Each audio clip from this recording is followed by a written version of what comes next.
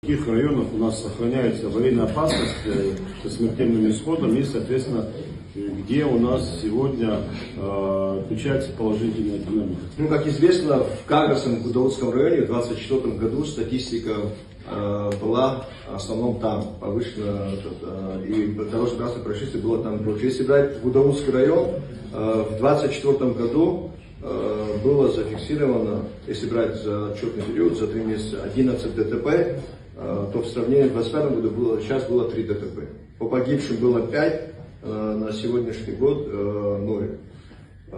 И в Гагальском районе в 2024 году было 12, погибших было 2.